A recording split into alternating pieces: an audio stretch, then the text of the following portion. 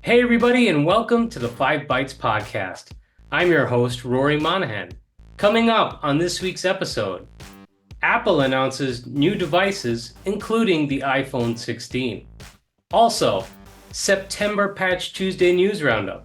And AT&T brings a lawsuit against Broadcom for allegedly retroactively changing VMware support and contracts. For this and more, keep listening to this episode of the podcast, which of course, as always, is brought to you by my sponsors. And that includes Numescent, the inventors of the first and only cloud-native container management platform for Windows desktops. And of course, also brought to you by Master Packager, who make an application packaging software that helps you build packages that end users love, enterprises want, and the Windows OS needs. If you enjoy the show each week, you have these awesome sponsors to thank. And now for some news. Progress Software Corporation, a company that produces software for creating and deploying business applications, including chatbots and other automated solutions leveraging AI, has announced it is set to acquire ShareFile from Cloud Software Group for about $875 million. Progress said it would also suspend its quarterly dividend as of the closing of the ShareFile acquisition, as it plans to redirect capital toward the repayment of debt to increase liquidity for future deals and for share repurchases. So I tried to look up what Citrix originally bought ShareFile for. I was seeing that it was estimated around $600 million. So it seems like a tidy little profit, but of course, ShareFile was acquired by Citrix before Citrix itself was acquired, so it's kind of, I guess, somewhat of a zero-sum game, and there's plenty of speculation that ShareFile was going to be sold off. It kind of makes sense that it would be, because it's not part of that core product that TIBCO, or the Cloud Software Group, claimed they were going to be focusing on. Progress Software on Monday also said it expects revenue and adjusted earnings per share for its fiscal third quarter to be within or above the high end of the forecast provided back on June 25th. From what I could see, it seemed like Progress Software Corp's stock dipped upon the announcement, but it has regained most of those losses. And of course, this week was yet another Patch Tuesday, which saw Microsoft patching 79 flaws with their Windows updates, including 4 actively exploited and 1 publicly disclosed zero-day vulnerability. For a total roundup of the vulnerabilities patched, it included 30 elevation and privilege vulnerabilities, 4 security feature bypass vulnerabilities, 23 remote code execution vulnerabilities, 11 information disclosure vulnerabilities, 8 denial of service vulnerabilities, and 3 spoofing vulnerabilities. I won't go through all of the zero-day vulnerabilities, the 4, but just to highlight 2 that I thought was of particular interest. There is CVE-2024-38014, which is a Windows installer elevation of privilege vulnerability. This vulnerability allows attackers to gain system privileges on Windows systems, but Microsoft has chosen not to share any details on how this was exploited in attacks. So that's a little bit interesting because, sometimes they do withhold this kind of information, but Microsoft tends to be much more forthcoming with details than the likes of Google. And the fact that this vulnerability is in the Windows installer, which is pretty much ubiquitous with how you install applications and the way that vendors deliver their applications to you, is a little bit concerning. Also of note is CVE-2024-43491, which is a Microsoft Windows Update remote code execution vulnerability.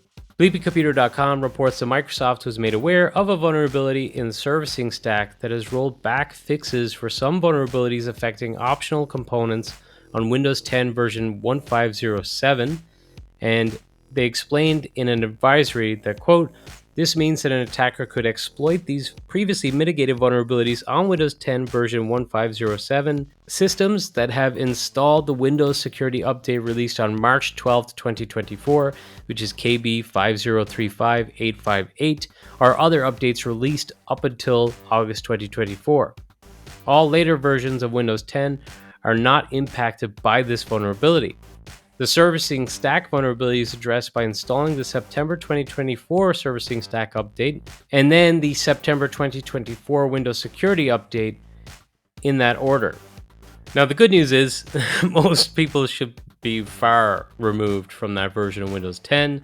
It did go end of life in 2017, but I thought it was of particular interest because you essentially need to install a servicing stack and then install this recent update. And of course, yes, no one's using it now, but this vulnerability had likely been in existence before that version was end of life. The optional components affected were apparently Active Directory Lightweight Directory Services, XPS Viewer, Internet Explorer 11, LPD Print Services, IIS, and Windows Media Player. You can check out more information at Microsoft's advisory, and I'll share a link to more information about all these vulnerabilities with this episode, which is episode 351, and you'll find that at 5bytespodcast.com. And following up on a previous issue caused by Windows updates recently, the performance issues that were being experienced on Windows Server 2019 machines by some has reportedly been addressed with a routine fix that's included in this month's patches.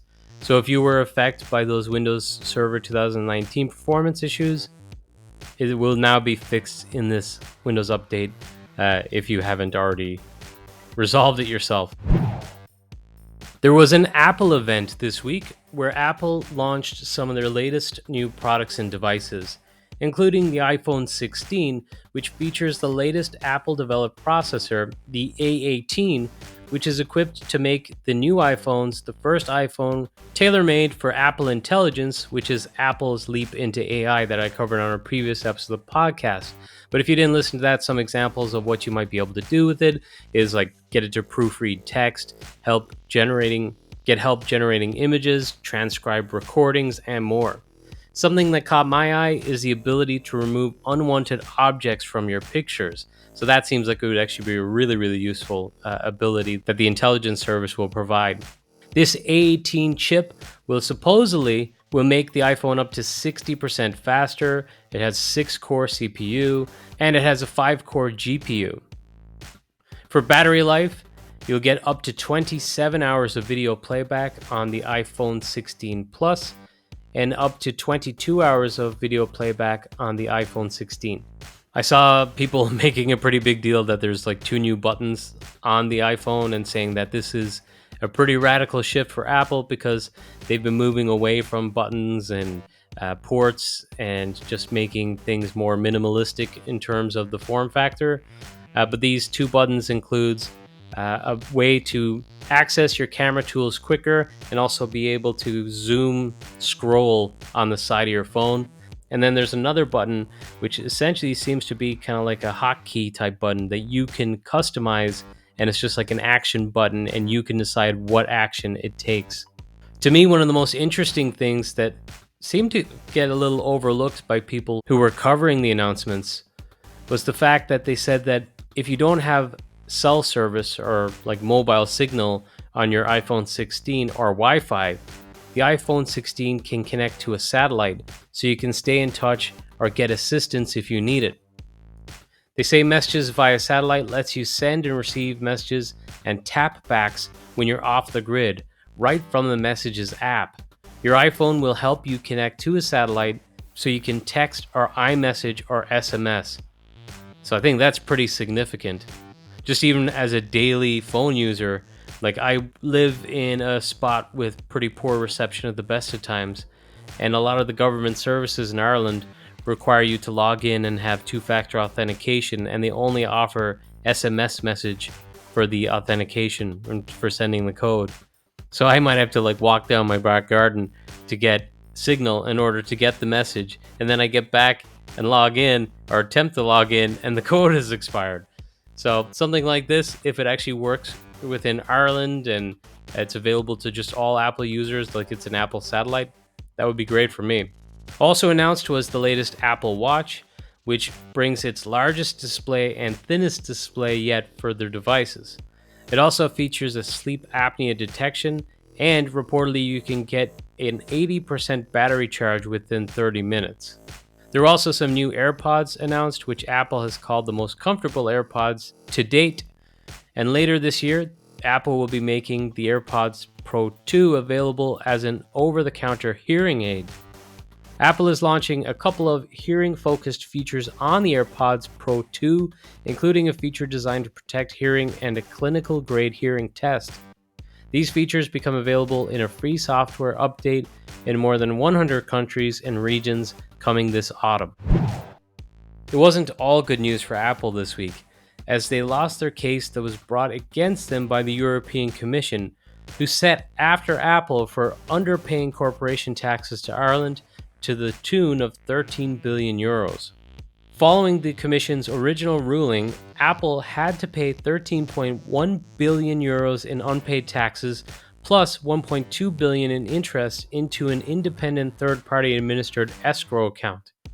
The Department of Finance in Ireland confirmed the value of funds in the third-party or escrow account holding tax money owed by Apple is now at 14.1 billion euros. The department said the full balance in the fund after fees and operational expenses are paid will accrue to the Irish state, and these processes are likely to take at least 6 months. It confirmed that 455 million euros have been paid out to other countries.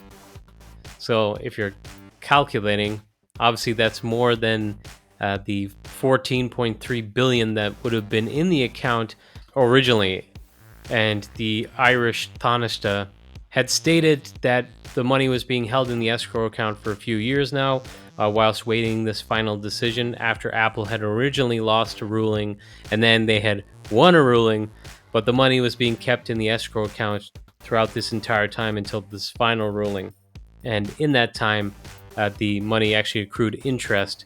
So there was a bit more in the account, I believe, thus why it's still over 14 billion after paying out some of this money to other countries and after paying the administrative fees. In its original state aid decision, the European Commission said there was a possibility that other countries may seek to tax some of the profits which the Commission were proposing to allocate to the Irish branches of the Apple companies. It noted that 209 million euros was returned to Apple in 2019.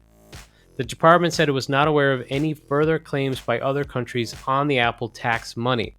It also confirmed that over 10 million euros has been spent so far on managing this Apple tax case. It said that 10.3 million has been paid by various state entities over the course of the case. The figure includes 4.2 million euros relating to the recovery process, and the amount also includes legal fees, consultancy fees, and what was termed associated costs. In a statement, Simon Harris, the Taoiseach in Ireland, said that the Irish government will consider how best to put these funds to use, stating, quote, "Obviously, one-off resources cannot be used for day-to-day spending, but careful consideration should now be given to how best to utilize this for Ireland and the needs of our country," end quote. So I don't think this story's over yet. This is a final ruling, so Apple has lost. That money is now taken from them. And at the moment, at least, it's with the Irish government. The way this reads, it seems like other European countries may try to stake a claim to at least some of that money. And at the very least, I would think that the Irish government should be reimbursing the states that contributed to the actual legal expenses. And while this seems like a victory to most, including most people in Ireland, quite frankly, the Irish government took quite a defeated stance on this, as they seem to fight tooth and nail to just give the money back to Apple throughout the entire case. But regardless, Apple lost. That money is now in the Irish state, but the cynic in me feels like the Irish government is going to try and find a way to little by little get this money back to Apple. But I guess we'll see. Taiwan Semiconductor Manufacturing Company has reached a significant milestone in its expansion into the US. Recent trial production at the company's new Arizona facility has yielded results comparable to those of its established plants in Taiwan, according to a report by TechSpot.com. The company plans to invest $65 billion in 3 plants in Arizona, making it the largest foreign direct investment in Arizona history and the largest foreign direct investment in a greenfield project in U.S. history. Concurrently, the U.S. government is providing substantial support through grants and loans. TSMC is set to receive up to $6.6 billion in grants and $5 billion in loans for its Arizona project. So a major initiative to move some of that chip manufacturing over to the US is underway. Google returned to court this week to face US Justice Department allegations that it manipulates the $677 billion display advertising market in violation of competition laws, and a month after losing a landmark ruling that it illegally dominates online search. The department and a coalition of 8 states has accused Google of over the years acquiring the tools used to buy, sell, and serve ads on the internet, locking up the technology behind website ads, and harming publishers and advertisers. Google has denied the department's claims, asserting that its tools work seamlessly with products made by competitors, and that the US government's case is based on an outdated understanding of digital ad markets. Of Alphabet's nearly $260 billion in revenue last year, about $31.3 billion came from the display advertising at issue in the case, according to the company's most recent annual earnings report. The department's competition lawyers say Google, using its position as a middleman that controls the market from end to end, drives up the price of ads while paying less to the websites that show them. Due to its dominance of the technology, Google has the ability to force publishers and advertisers to use its suite of products, generating monopoly profits. Google keeps about $36 out of every $100 in advertising spent through its tools, according to the department lawsuit which was filed last year. Websites show over 13 billion display ads every day, bringing in roughly $12 billion in revenue annually, according to the department. So this case certainly has massive implications for Google and just digital ad marketing in general, so it's going to be interesting to follow it in the coming days. Microsoft has released a new Workspaces PowerToy that helps launch sets of applications using custom desktop layouts and configurations with a mouse click. The tool lets you easily save your current desktop environment configuration as a workspace and relaunch all the apps later, knowing their windows will pop up in the same positions on your desktop. Arun Ulag, Microsoft's corporate vice president for Azure Data, recently stated at an event that in a world of constrained or finite IT budgets, something will have to give if new projects are set to thrive in the context of artificial intelligence. As well as noting the complexity of building generative AI applications, he also highlighted that budgets were insufficient to support overall investment in all the fresh projects arising from the new technology, saying that, quote, "If this thing goes up a lot, something else has to adjust. Customers are looking for savings and making sure they can fund these initiatives," end quote. So again, it's something I think I've been beating this drum to death, quite frankly. This is exactly in line with what I've been reporting, and I've also reported that others have been reporting, which is a lot of these layoffs is to not affect the bottom line of these companies too much when they try to pour a bunch of money into AI investments, which kind of sucks, but that's just the way capitalism works, I guess. They got to protect their bottom line. Microsoft has announced that device hardware inventory is coming to Microsoft Intune. The enhanced device inventory capabilities for Windows devices will provide key information to help IT pros answer questions more efficiently, like, do your devices have TPM version 2? Are your devices ready to update from Windows 10 to Windows 11? And are device batteries nearing end of life? And can you schedule service to maintain productivity? Dozens of individual attributes will be made available via the inventory in broad information categories, including network adapter MAC address, battery and health, BIOS, disk, BitLocker, CPU, system, TPM, and video. So basically device information that you're already getting likely from Configuration Manager or maybe other solutions. Looks like it will be coming to you via Intune in future. Previously on the podcast, I reported that Microsoft was set to hold an event this week with security partners. It was supposed to be on September 10th. and it was expected that they may have been set to announce major changes to how the Windows kernel could be leveraged by endpoint security products going forward. But I scoured social media and tech sites and haven't found a single reference to the event as of scripting this episode. So perhaps it's strictly under NDA for now. Amazon's cloud computing arm, AWS, will invest £8 billion in the United Kingdom to build data centers that supports customers in London and the west of England. It was estimated that this could create as many as 14,000 jobs at Amazon and in local businesses. So it seems like AWS is going to enhance its presence with new data center locations in the UK. AT&T filed a lawsuit against Broadcom on August 29th, accusing it of seeking to retroactively change existing VMware contracts to match its new corporate strategy. The lawsuit, spotted by Channel Futures, concerns claims that Broadcom is not letting AT&T renew support services for previously purchased perpetual VMware software licenses unless AT&T meets certain conditions. AT&T feels it should be granted a one-year renewal for VMware support services, which it claimed would be the second of 3 one-year renewals to which its contract entitles it. According to AT&T, support services are critical in cases of software errors and for upkeep like security patches, software upgrades, and daily maintenance. Without support, an error or a software glitch could result in disruptive failure. AT&T claims Broadcom refuses to renew support and plans to terminate AT&T's VMware support services on September 9th. So actually just before I recorded this episode. It asked the court to stop Broadcom from cutting VMware support services and for further relief deemed necessary.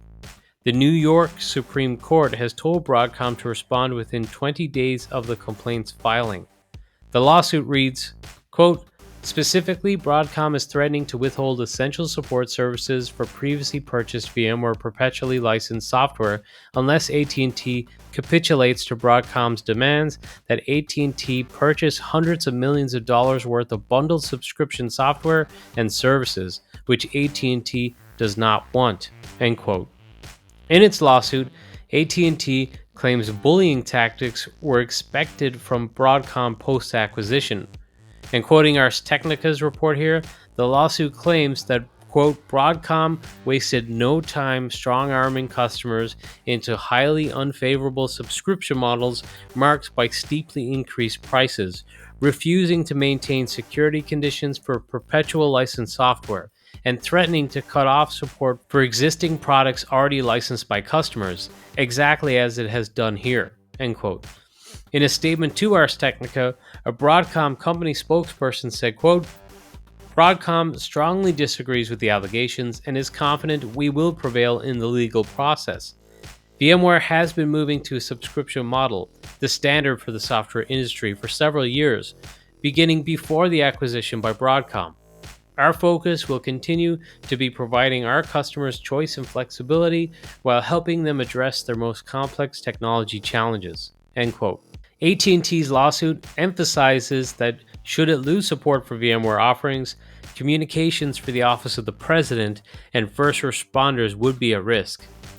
AT&T claims that about 22,000 of its 75,000 VMs relying on VMware are used in some way to support AT&T's provision of services to millions of police officers, firefighters, paramedics, emergency workers, and incident response team members nationwide. When reached for comment, AT&T spokesperson declined to comment on AT&T's backup plan for minimizing the disruption should it lose VMware support on September 9th. And a quick update here, but it appears that Broadcom and AT&T have reached a temporary VMware support deal that will keep them supported through October 9th. So it looks like they've got a 1-month reprieve. Now it'll be interesting to see if this case is going to be heard before October 9th. Presumably it's not, but they need to get this resolved pretty quickly to maintain their systems. And this is a story that, this is from AT&T, but similar stories have come out from other organizations who have used VMware products in the past but feel hard done by recent changes made by Broadcom. For the final story, this one's not enterprise related at all, but interesting for those in tech nonetheless. Roblox, who make a very popular gaming platform, announced plans to introduce an open source generative AI tool that will allow game creators to build 3D environments and objects using text prompts. Roblox has not announced a specific launch date for the new AI tool, which is based on what it calls a 3D foundational model. The company shared a demo video of the tool where user types create a racetrack, then make the scenery a desert, and the AI model creates a corresponding model in the proper environment. The system will also reportedly let users make modifications such as changing the time of day or swapping out entire landscapes. And Roblox says the multi-model AI model will ultimately accept video and 3D prompts, not just text. So very cool. Like, I used to spend an awful lot of time building like custom skate ramps and skate parks within one of the old Tony Hawk games. Imagine having this kind of ability with that. That would be so cool. Roblox obviously kind of more kid oriented, but maybe this has potential for some other games too. But now, this episode's scripts, tricks, and tips. First up, Thomas Kotzing shared a PowerShell script for those who may be experiencing login problems with FSLogix due to the presence of a BAK entry in the profile list registry key causing a temporary profile. His PowerShell script can eliminate the problem. Next up, show sponsor Master Packager shared a pretty comprehensive how-to on packaging Arduino IDE version 2.3.2. So if you use this IDE and you want to package it up, check out this recipe. Finally, Michael Niehaus shared another great blog post on Autopilot v2, of which he already has several. This one is on associating devices with a specific tenant. So if you're working with Autopilot, be sure to check out Michael's great blog posts over at oofhours.com. But that's it for this episode of the podcast. Thank you so much for listening.